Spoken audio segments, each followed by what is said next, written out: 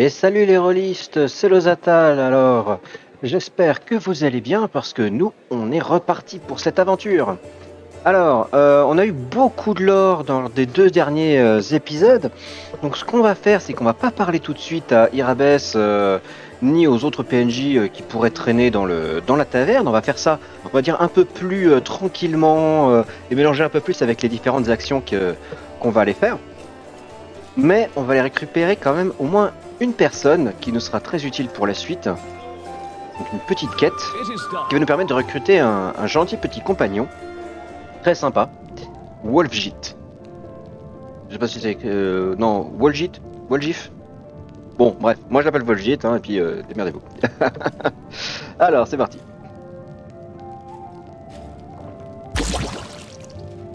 Abandonne ton âme, Delvan. Puis Siobédaï nous protéger.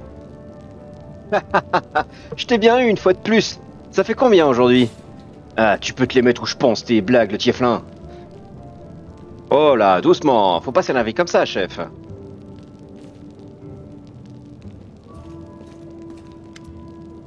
Le jeune tieflin est assis en tailleur sur le sol. En dehors de la queue qui tressaute fébrilement, il semble relativement calme pour un prisonnier. Remarquant votre présence, il se relève et vous fait signe d'approcher.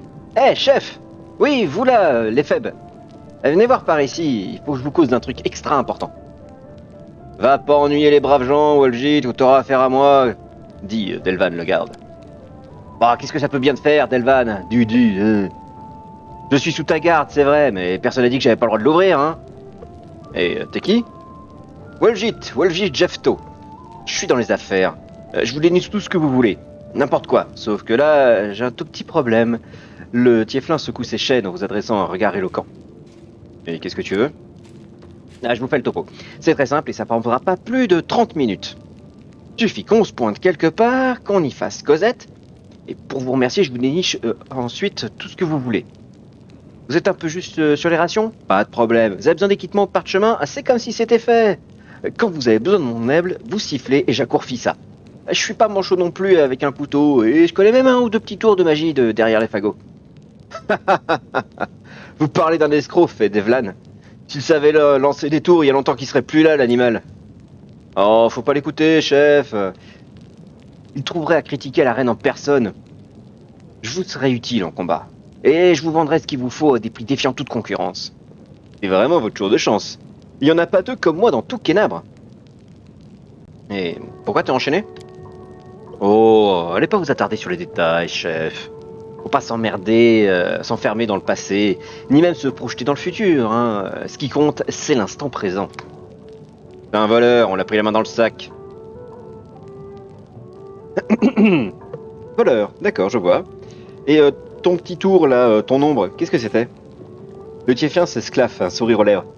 Je vous cracherai le morceau si vous me sortez de là. Vous faites pas de bile, c'est pas contagieux. Bon, d'accord. Mais je peux rien faire tant que t'es enchaîné ici. Comment je t'obtiens ta libération? Ah, fastoche, ça. Vous connaissez Irabes? La nénette qui a pas l'air commode, toujours en armure. Difficile de la manquer. Y a pas plus teigneux dans toute la ville. Eh ben, il vous suffit d'aller la voir et de lui glisser un petit mot en ma faveur. Dites-lui qu'il y a ce chiptyque, Wolfjit, qui croupit au cœur du défenseur sans raison aucune. À part une petite bêtise de rien du tout. Et qu'il a vraiment envie de retrouver la liberté pour continuer à donner le bon exemple et aider la communauté. Ce genre de truc, vous voyez? Vous voulez bien? Allez, c'est bon, très bien, je vais parler à Irabes. Wolfjit sourit. Je savais bien que je pouvais compter sur vous. Ah, je l'ai su à la seconde où je vous ai vu. Ouais, à tout à l'heure. Bon alors, ici, il y a une petite énigme avec les leviers qui normalement permettraient d'ouvrir ce mur-là.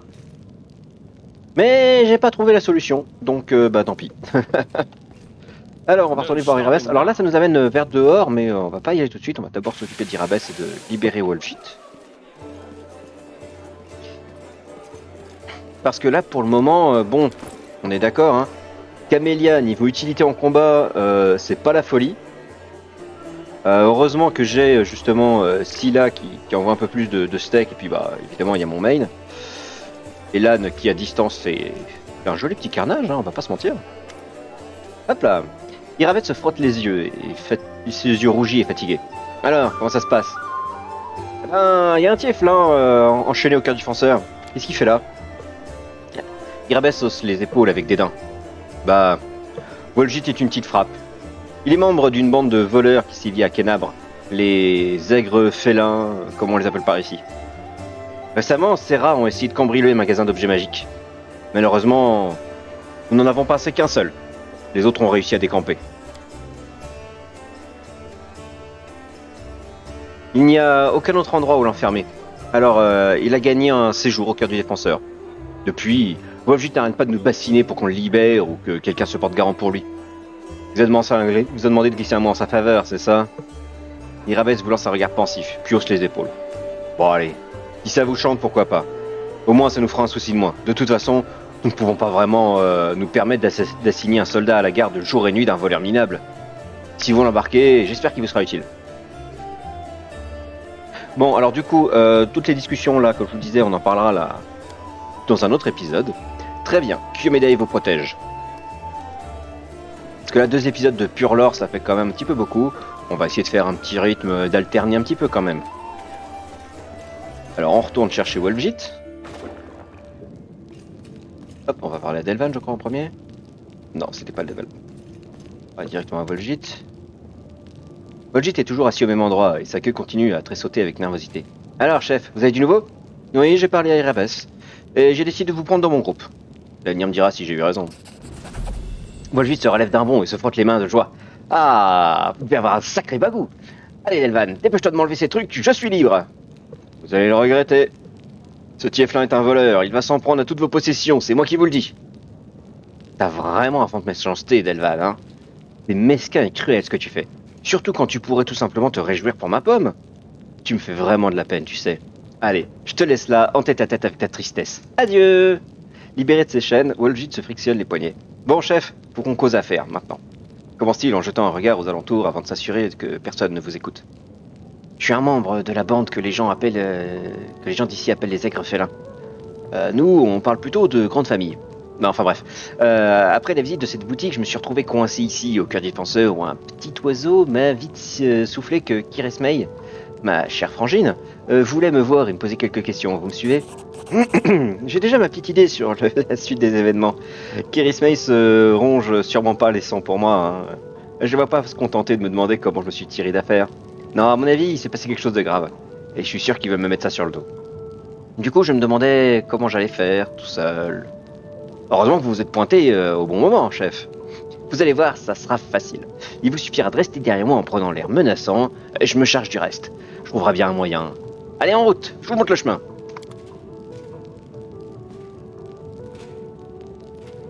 Prends ton temps, Delvan. Prends ton temps.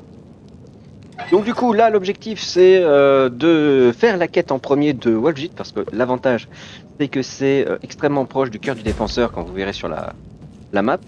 Alors, on va aller... Est-ce qu'on lui parle directement? On va... Ouais, un tout petit peu, quand même. On va pas lui demander tout son pédigré, cette fois-ci. Hop.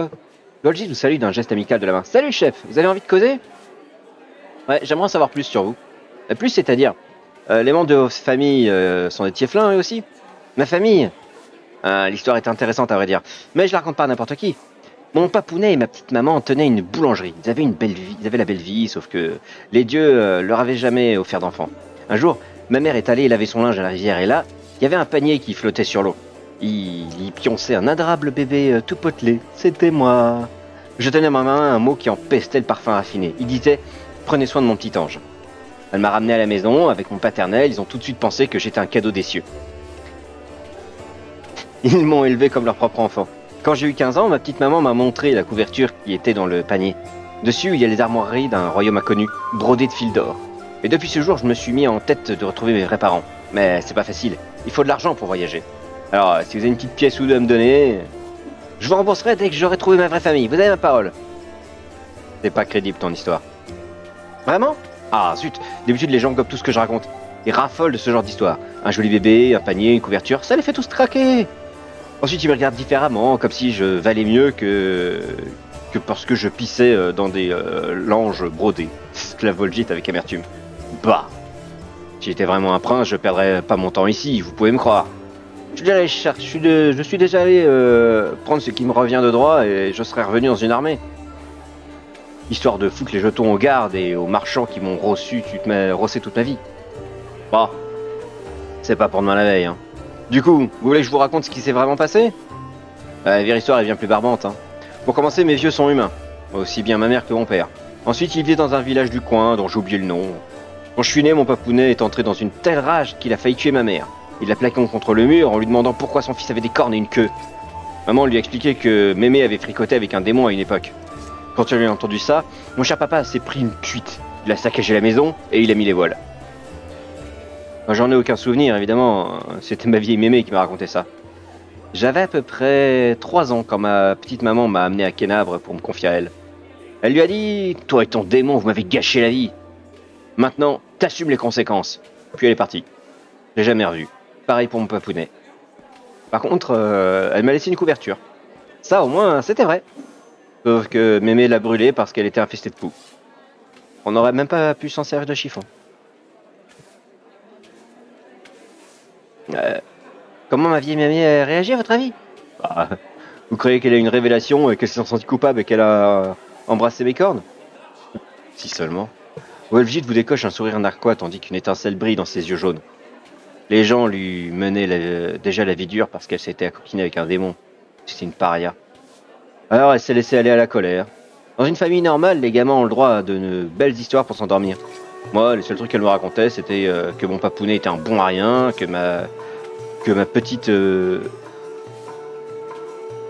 matin était une sale catin, et que j'étais un rejeton démon que personne aimait. Et si elle m'a permis de rester avec elle, c'est seulement pour que je l'aide à tenir la maison, et que je vole les trucs dont elle avait besoin. Elle est belle, la vérité, hein, pas vrai? Bon, on lui demandera le... Ah, dites-moi la vérité sur votre famille. Ah, bah en fait, on sait déjà ce qu'on vient de dire. Ok. Du coup, assez parlé de ça, on va parler d'autre chose, et on va faire sa quête. Du coup, si vous voulez que je me concentre un peu plus sur les histoires des différents personnages, et que du coup je leur reparle pour faire vraiment plusieurs épisodes centrés sur eux, n'hésitez pas à me le dire en commentaire et du coup je reviendrai sur ce que je faisais aux 2 derniers épisodes, c'est-à-dire vraiment concentré sur chaque. Alors voilà le camp à l'extérieur. Donc ça c'est l'auberge, et ici on va avoir une petite forge, on va se rendre d'ailleurs. Et on croise du coup le frère de Stoughton Vane. Joran Vane. Un nain grisonnant aux mains calleuses examine scrupuleusement la lame d'une épée. Lorsqu'il vous voit approcher, il range l'arme et vous salue d'un mouvement de tête. Tiens donc, un nouveau venu. Vous tombez à point nommé. Comme vous pouvez le voir, Kenabre a cruellement besoin de renfort. Dis-moi Joran, tu reconnais cette épée? Je la reconnais? Un peu mon neveu, c'est moi qui l'ai forgée. Il y a mon poinçon juste là, vous voyez? Le nain saisit délicatement l'épée et l'observe comme s'il s'agissait de sa propre fille. Les choses n'ont pas été faciles sans toi, Yaniel. Mais au moins, on a toujours ton épée. C'est pas rien. Joran vous rend l'épée. Au combat, les épées ordinaires s'émoussent et finissent généralement par se briser. Mais parfois, une lame échappe à ce triste sort. Je ne saurais l'expliquer en détail, mais ce serait dû à l'écho des exploits réalisés avec l'arme en question. Voire au reflet de l'âme de son porteur. Oh, c'est difficile à dire. En tout cas, je vous conseille d'en prendre le plus grand soin. Yaniel n'est peut-être plus parmi nous, mais Radiance devrait toujours ficher la plus grande frousse au démon. Oh, le fourreau est en piteux état. Hors de question de laisser ça comme ça. Sauf objection, je vais vous en faire un nouveau. Si la vie tient bon et qu'on s'en sort vivant, revenez me voir pour le récupérer. Vous l'offrirez de bon cœur. Et puis les questions, on verra plus tard. Hop là.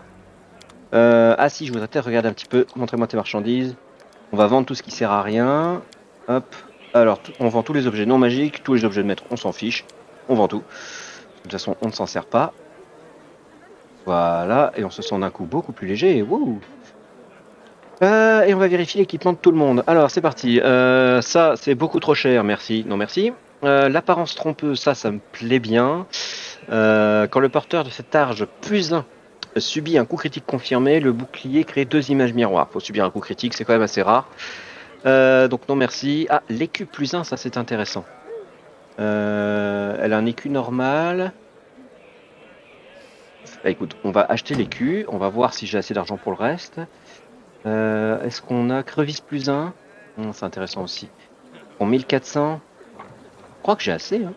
Donc, si je vends ça et que j'en ça, et que j'achète ça.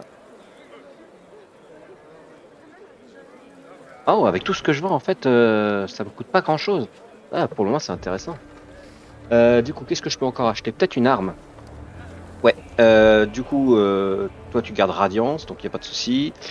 Moi, il faudrait que je trouve une épée à deux mains. Hop, les épées de main, c'est tout en bas. C'est pas magique. Non, merci. Niveau dague, on est comment?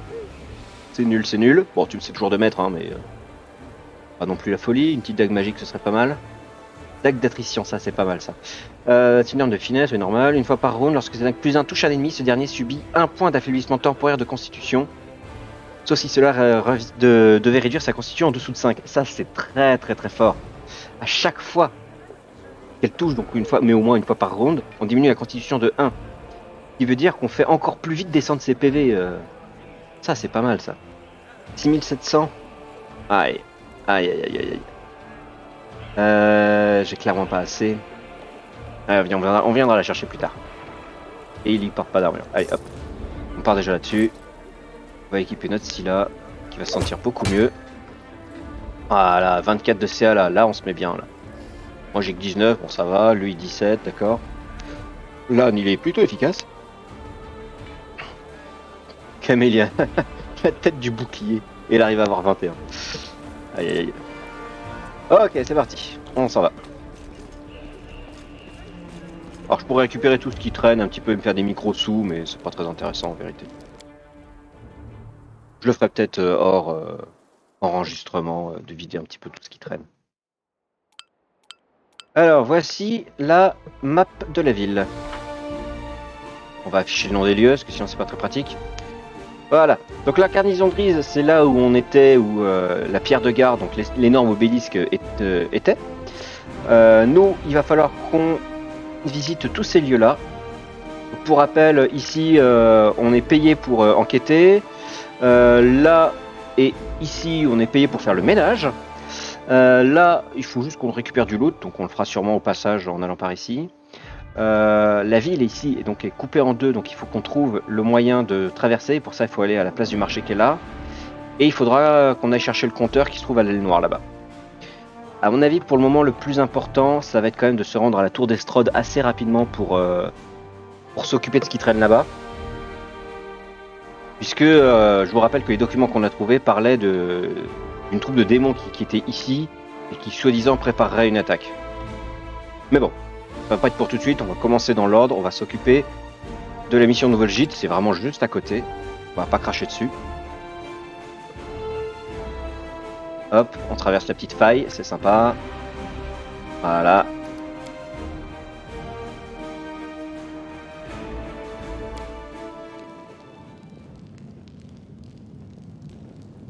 Alors, je vais en profiter vite fait pour remettre de l'ordre là-dedans. Mettre comme ça, voilà. Et on va créer une petite formation utile. Voilà. Les cacs bien devant. On va le jeter un tout petit peu derrière, histoire qu'il se fasse pas non plus cibler. Et on est bon. Toc.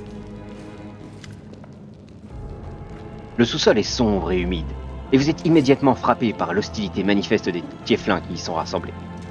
5 d'entre eux sont agenouillés devant le mur, à l'écart du reste du groupe. Une grande femme cesse de se curer les ongles de la pointe de son couteau pour vous accueillir d'un regard torve. Tiens, v'là le frangin Wolgit. T'as eu mon message finalement. Désolé de ne pas essayer de passer plus tôt, Franchine Kerismey. C'est pas faute d'avoir essayé, j'ai joué de malchance. Je me suis fait arrêter et on m'a placé sous bonne garde. Mais je suis venu dès que le chef m'a fait sortir. Je voulais pas te faire attendre. Kerismey, arrête ton char. On n'a pas toute la nuit. Pour en revenir à notre affaire, il me semble que le plan était clair, hein. On devait attendre la tombée de la nuit pour s'introduire dans les shops, rafler la marchandise et repartir aussi sec. Même si les voisins avaient alerté la garde, on aurait largement eu le temps de filer. Sauf que cette garde tirabesse nous est tombée dessus sans crier d'égard. Preuve qu'elle nous guettait au tournant. Autrement dit, quelqu'un nous a balancé. Et je crois savoir qui. Alors, qu'est-ce que tu réponds à ça? Parle vite. Alors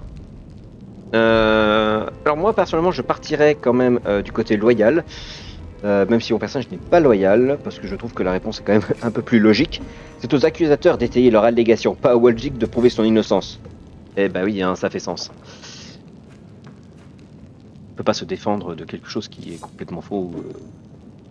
Il faut d'abord prouver que ce qu'on dit est vrai avant de demander une justification à l'autre. C'est parti. Charisma se tourne vers vous. Ça alors? Il a une langue, ma parole! Moi qui croyais que vous étiez juste là pour lui servir de gorille en cas de pépin. Bref, bien sûr qu'il sait ce qu'il fait. Toutes les bandes ont eu le malheur de... Attends, c'est bien le bon truc ça? Ah bah oui, c'est la bonne réponse, ok. Toutes les bandes qui ont eu le malheur d'accueillir le franchin Welgi dans leur rang connent une fin prématurée. Soit parce que la garde a mystérieusement découvert leur planque, soit parce que leurs concurrents savaient exactement où et quand les piéger. Comme par hasard, Welgi a toujours été le seul à s'en sortir. Inutile d'être devin pour en tirer les conclusions qui s'imposent. D'un geste leste et fluide, Kerismei fait pivoter son couteau dans sa paume et le saisit par la lame, comme si elle s'apprêtait à le lancer. Étayez les allégations. Mais vous vous prenez pour qui, son avocat? J'ignore comment ça se passe chez vous, mais dans la famille, on discute pas avec la hiérarchie. Et ici, c'est moi qui commande. D'accord, mais du coup, vous croyez que Welgi connaît l'identité du traître, alors? Oh oui, qu'il connaît le nom du traître. Tous les frères... Attends. Tous les gangs dont a fait partie le frère Woljit ont connu une fin prématurée. Bon, en fait, c'est la même phrase que tout à l'heure. Hein. Hop, on zappe. Lan. Moi, j'en aurais plutôt conclu que Woljit était maudit et qu'il avait le chic pour attirer la lie sur la société. Mais maintenant qu'il est avec vous, il faut croire que la malédiction a été conjurée. Camélia, tout dépend du point de vue où on se place. S'il est vrai qu'il a eu la chance d'intégrer un groupe dont je faisais partie, il a aussi la malchance de vous y rencontrer. Non mais sérieusement. Allez, c'est parti. Woljit, racontez-nous votre histoire. Qu'est-ce qui s'est passé? Mais qu'est-ce que vous voulez que je vous dise? Woljit, il y a une semaine environ, Frangine Kerismei nous a convoqués dans le sous-sol, tous les 6. Moi et le 5 autres là-bas, là. Précise-t-il en désignant du chef les aigres felins agenouillés devant le mur. Elle avait une cible dans le viseur. Merveille et antiquité. La seule boutique que personne n'a réussi à braquer. Et pour cause, elle est gardée par un golem. Seulement là, on venait justement de mettre la main sur un parchemin capable de neutraliser le bestiau. Et elle avait appris que le proprio devait s'absenter le temps d'une nuit. On touche notre bille en magie, tous les 6. Et on sait bien que les bibelots enchantés se refourguent à prix d'or. Alors vous pensez bien qu'on s'est pas fait prier. Et le mieux dans tout ça, c'est qu'on n'avait même pas besoin de faire des repérages avant le casse au risque d'éveiller les soupçons du golem et de son maître. Le coup idéal, quoi. Ouais, c'est juste. Continue. On a suivi le plan à la lettre. On est entré et on a neutralisé le golem. Je m'en souviens comme si c'était hier. J'ai crocheté la serrure pendant que Frangine Dalna faisait le guet. Melrune, lui, il devait s'occuper du parchemin. Quant à Tofi, Tavi et Varnir, ils étaient chargés de transporter les sacs. On a calfeutré les fenêtres, on a allumé les torches. J'étais en train de fourrer tout un lot de bagouses dans un sac, quand il y en a une qui a roulé sous la table. Je me suis glissé dessous pour la rattraper, et c'est là qu'Irabès a fait irruption dans les shops. Les autres ont étalé sans demander leur reste, mais moi, j'ai pas eu le temps. Autant vous dire que j'en menais pas large, planqué sous cette foutue table. Je comptais attendre que ça se tasse, mais ces corneaux de garde m'ont chopé par la queue et m'ont fait sortir, et ils m'ont passé les bracelets. Ils ont pris toutes mes bagouses, les fumiers. Il y en avait au moins pour 100 bars. Et pour couronner le tout, j'ai jamais retrouvé la dernière. Au final, je me suis fait cueillir pour que dalle. Kerismei, arrête de jouer les victimes, tu voudrais vraiment nous faire croire que t'es reparti les mains vides? Accuse Kerismei en astiquant ostensiblement son couteau. Où est la lune des abysses, frangin Woljit? La lune des abysses? Mais attends, c'est quoi ça? Et du coup, Woljit répond, une amulette qui prenait sur un petit coussin dans la vitrine de Merveille Antiquité. Un petit bijou éclatant en argent massif avec une demi-lune. Non, plutôt un croissant de lune sur une face et un cristal noir au milieu. Comme pour figurer une éclipse. Mais le vieux Philémène en était pas peu fier. Il disait toujours que c'était LE joyau de sa collection et qu'il le vendrait pour rien au monde. Woljit pousse un soupir désolé. J'allais régulièrement admirer ces trésors venus des quatre coins du monde. Faut dire aussi qu'il n'y a pas grand chose d'autre à voir à Kenabra. À en croire à la rumeur, cette amulette renfermerait un grand pouvoir. Qu'est-ce qu'on en sait au juste? Bref, tout ça pour dire que voler un truc pareil, c'est la garantie de se faire choper à la seconde où on essaie de le refourguer. Et du coup, Kerismei lui répond, ouais, tout le monde savait que tu passais tes journées devant la vitrine, à baver sur la lune des abysses. Tu crois vraiment que tu pourrais filer à l'occasion pour l'escamoter? Tu espérais peut-être qu'on finirait tous en tôle et que tu t'en sortirais comme une fleur avec l'amulette en prime? Elle me prend pas pour une andouille, Vol'jit. Je vois clair dans ton jeu. Ok, par contre, il y a un truc qui n'est pas clair, Kerismei. Si Vol'jit El Mouchard, pourquoi Irabest l'aurait arrêté alors? Ah bah tiens, j'allais le dire, fait Vol'jit. Ça n'a pas de sens, voyons. Si c'était moi le mouchard, elle m'aurait laissé partir et je serais loin d'ici à l'heure qu'il est. Allons, Frangine, tu me connais, tu sais à quel point je tiens à la vie. Pourquoi je me retournerais contre la famille, hein? Pour que les poissons du Sélène s'engraissent à mes frais? Le Sélène, c'est le fleuve. La lune des abysses est de toute beauté. Je dis pas le contraire, mais c'est rien qu'une amulette, et je risquerais pas ma peau pour si peu. Tu savais que les escoglyphes d'Irabest te protégeraient et que tu pourrais leur imputer la disparition de la lune, fait Kerismei. D'ailleurs, si tu n'as pas osé venir seul ici, c'est aussi parce que tu savais à quoi t'attendre. Lake, c'est que Phil Emen n'a jamais revu la couleur de sa précieuse amulette. Avoue, t'es une mèche avec Irabès. Non mais tu l'as regardée? Tu crois vraiment qu'elle accepterait de frayer avec un type comme moi, fait Vol'jit? Tout l'or du monde suffirait pas à la corrompre. Elle est plus raide encore que l'épée de justice d'Iomédae. Il dit vrai, fait Scylla. À mon grand dame, je dois bien reconnaître que certains chevaliers se laissent volontiers acheter. Mais Irabest Irabeid ne mange pas de pain là. Ok, eh bien Vol'jit, on vous écoute. Mais y a rien d'autre à dire, rétorque Vol'jit en croisant les bras d'un air outré. Tu parles d'une famille, c'est rien que du vent en fin de compte. Quand on est une vraie famille, on croit ses frangins et ses frangines. Sur parole, on les accuse pas à tort et à travers. Je l'ai pas pris, cette foutue amulette. Qu'est-ce que je pourrais bien en faire de toute façon? Impossible de la refourguer au croisé sans se faire griller, et impossible de la porter sans risque de l'abîmer. Elle est belle, c'est sûr, mais pas à ce point. Enfin, puisque tu y tiens, frangine Kerismei, je vais te la retrouver.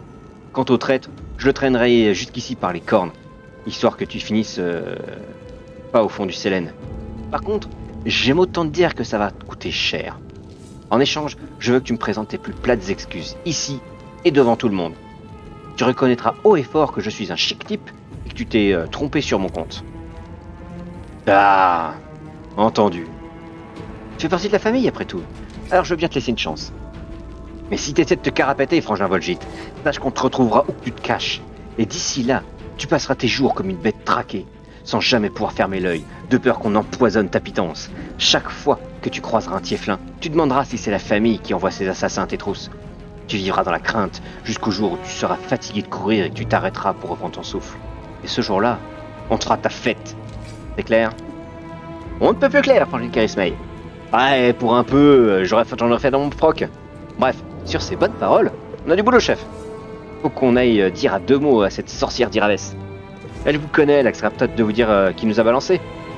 Charge pour vous de la convaincre. Ah, j'ai pas signé pour ça, moi. Allez, ok, on va débusquer le traître. Et moi, je les obtiendrai, mes excuses. À nous trois, Irabès.